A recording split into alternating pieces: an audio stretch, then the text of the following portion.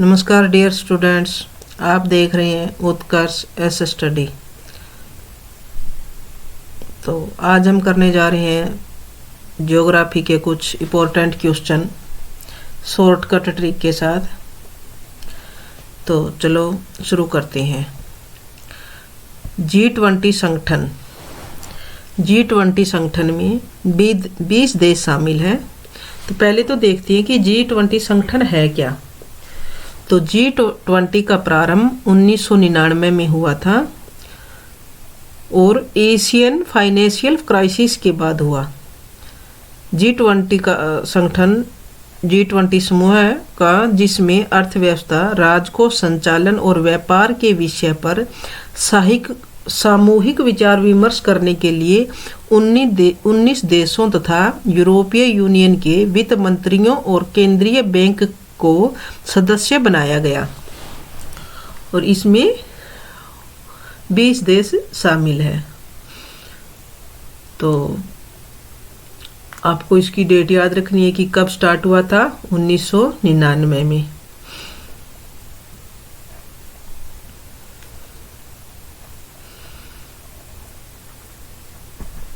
और इसमें कौन कौन से देश शामिल है तो ट्रिक के साथ देखते हैं। जैसे गुरुजी सीता अब एसएससी एफसीआई में जॉब करती है। तो जॉब करती है ये म्यूट है। तो गुरुजी का मतलब हो गया गुरुजी, जी से जर्मनी, यू से यूएसए, आर से रूस, फिर यू से यूनाइटेड किंगडम, जे से जापान, आई से इंडिया, फिर सीता SITA सीता। तो S का मतलब साउथ अफ्रीका, I का मतलब इंडोनेशिया, T का मतलब टर्की और A का मतलब ऑस्ट्रेलिया।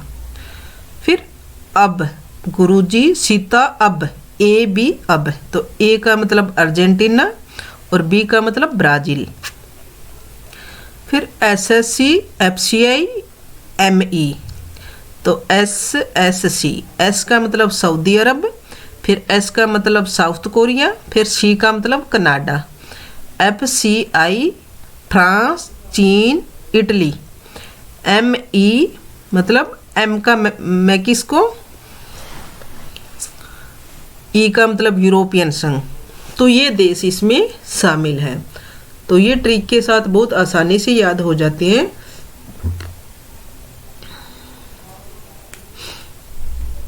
तो देखते हैं इसके कुछ इम्पोर्टेंट फैक्ट। 30 और 31 अक्टूबर 2021 को 21 के मध्य G20 शिखर सम्मेलन का आयोजन इटली में किया गया। केंद्रीय वाणिज्य एवं उद्योग मंत्री पीयूष गोयल जी 20 सम्मेलन में भारत के मुख्य वार्ताकार G20 सम्मेलन में भारत के मुख्य वार्ताकार शेरपा होंगे। तो ये शेरपा क्या होता है?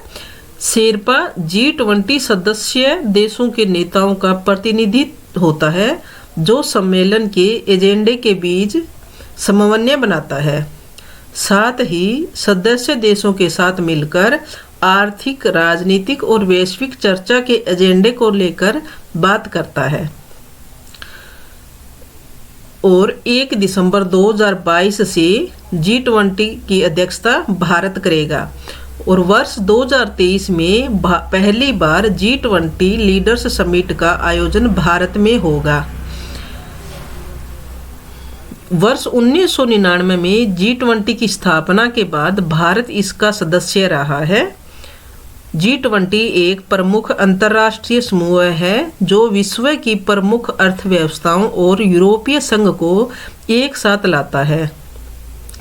G20 ग्रुप में 19 देश एवं यूरोपीय संघ शामिल है जो मैंने आपको ट्रिक के साथ बता दिए हैं।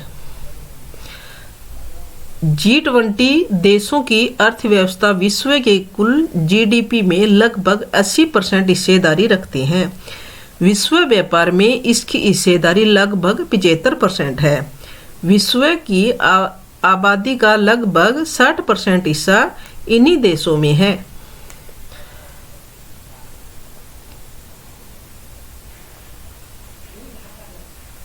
2021 में G20 शिखर सम्मेलन इटली में हुआ था। तो आई होप आपको ट्रिक अच्छी लगी हो। अब हम करते हैं शोक उपनाम की नदियाँ। तो देखते हैं, दाम में पीको होता है, ट्रिक है ये, दाम में पीको होता है। तो दामोदर नदी, जिसे हम बंगाल का शोक कहते हैं। मैं मतलब महानदी, जिसे हम उड़ीसा का शोक कहते हैं। में मतलब मेकांग नदी, जिसे कंबोडिया का शोक कहते हैं। पी मतलब पीली नदी, जिसे चीन का शोक कहते हैं। को मतलब कोसी नदी, जिसे बिहार का शोक कहते हैं। तो ट्रिक के साथ बहुत आसानी से याद हो जाती है ये नदियाँ। तो शोक उपनाम की नदियाँ, दाम में पीको होता है। अब हम देखते हैं यमुना की सहायक नदियाँ ट्रिक के साथ। बेच के यमुना की सहायक नदी है, बेच के ट्रिक है। तो बे मतलब बेतवा नदी, चंबल नदी, के नदी। तो यमुना की सहायक नदी कौन कौन सी है? बेतवा, चंबल और केन नदी।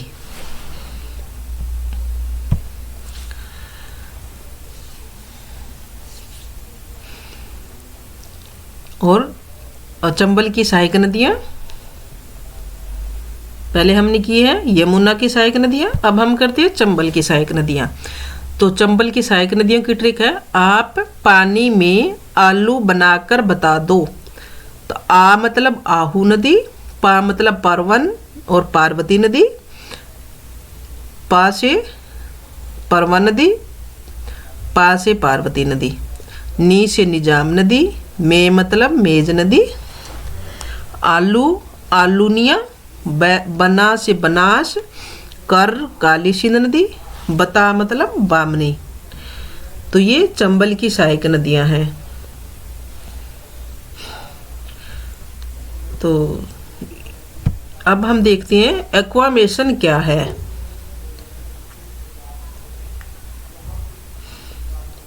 तो एक्वामेशन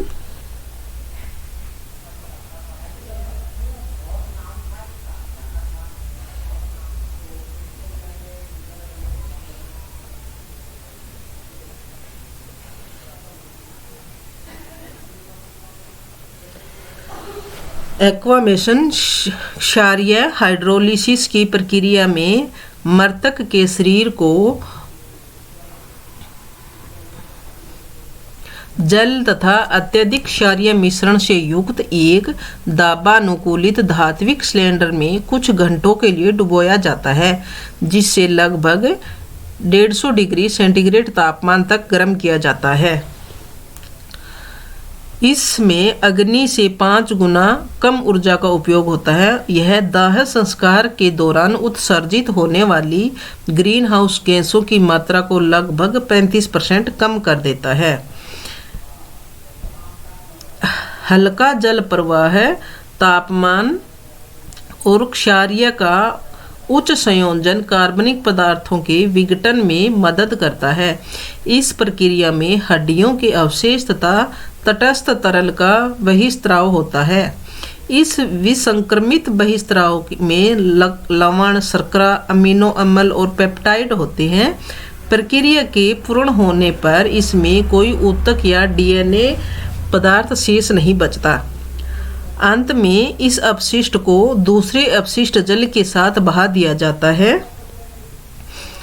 इसे जल दाह संस्कार, हरित दाह संस्कार या रासायनिक दाह संस्कार के रूप में भी जाना जाता है। यह मृत शरीर को विनिष्ट करने का पर्यावरण अनुकूल तरीका है। इस प्रक्रिया को वर्ष 1888 में अमोस हबर्ट हैंसन द्वारा विकसित और पेटेंट कराया गया। तो ये हाल ही में चर्चा में है, क्योंकि दक्षिण अफ्रीका में रंग भेद विरोधी नेता और नोबेल पुरस्कार से सम्मानित डेसमंड टूटू का अंतिम संस्कार उसकी इच्छा अनुसार इसी पद्धति से किया गया है। इस पद्धति को पर्यावरण के अनुकूल माना जाता है। लेकिन दुनिया में बहुत कम जगहों पर ऐसे वैधता मिली है। दक्षिण अफ्रीका के रंगभेद विरोधी नेता और नोबेल पुरस्कार से सम्मानित डेसमंड टूटू ने पार्थिव शरीर को उसकी इच्छा के अनुरूप अंतिम संस्कार हो गया। उन्हें रविवार को पर्यावरण अनुकूलन एक्वामेशन तरीके से दफना दिया गया। उसका अंतिम संस्कार उसकी संस्कृति में होने वाली प्रक्रिया के तहत नहीं हुआ था। दक्षिणी अफ्रीका में एंग्लिकन चर्च ने शनिवार को इस बात की पुष्टि की कि नोबेल शांति पुरस्कार विजेता की इच्छा के अनुसार ही उनके लिए एक हरित विकल्प को चुना गया।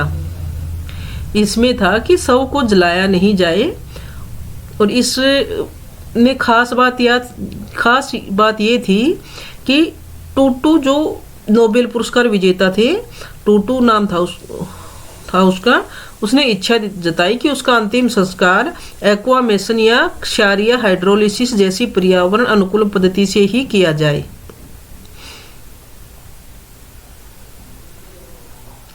तो इसमें क्या होता है, इस प्रक्रिया से जो पार्थिव शरीर गल जाता है और सिर्फ हड्डियां ही बचती है, जिन्हें एक गर्म ओवन में सुखाया जाता है और हड्डियां सूखने के बाद उसका चूरा बनाकर अस्थि कलश में रखकर मृतक के परिजनों को दे दिया जाता है।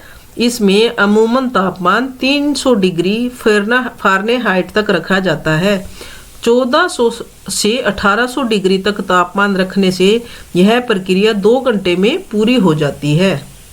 तो ये एक्वामेशन होता है, ये आजकल बहुत चर्चा में है। अब देखते हैं कि सी ड्रैगन 2022 अभ्यास क्या है। भारत सी ड्रैगन अभ्यास में शामिल हुआ है, तो ये भी हाल ही में चर्चा में है, तो इसे भी देख लेते हैं। भारत और अफ्रीका पश्चिमी प्रशांत में जुआम के एंडरसन वायु सेना बेस में बहुराष्ट्रीय पनडुब्बी रोधी युद्ध अभ्यास सी ड्रैगन 2022 के लिए अन्य भागीदार देशों के साथ शामिल हुआ है। इस अभ्यास में चतुर्भुज सुरक्षा वार्ता या क्वाड उसके सहयोगी पश्चिमी प्रशांत में गुआम में भाग ले रहे हैं। अभ्यास में भाग लेने वाले 6 देश संयुक्त राज्य America, Australia, Canada, Bharat, Japan और दक्षिणी कोरिया है। अभ्यास मुख्य रूप से पनडुब्बी रोधी युद्ध प्रशिक्षण पर केंद्रित है।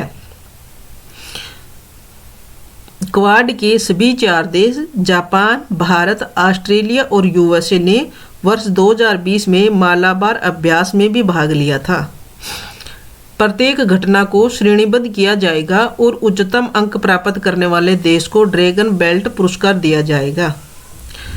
चतुर्भुज सुरक्षा संवाद अर्थात क्वाड भारत, अमेरिका, जापान और ऑस्ट्रेलिया के बीच अनौपचारिक रणनीतिक वार्ता मंच है।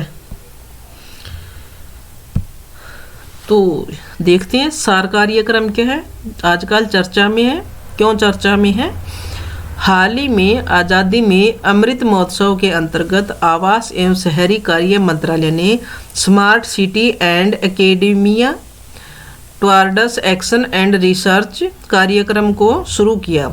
यह आवास एवं शहरी कार्य मंत्रालय, national institute of urban affairs और देश के अग्रणी 15 भारतीय शैक्षणिक संस्थानों की एक संयुक्त पहल है।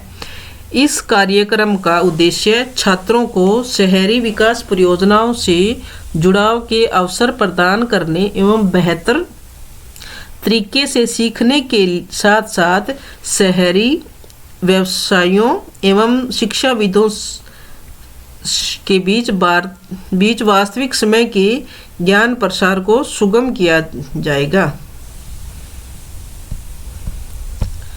प्रसार को सुगम बनाता है।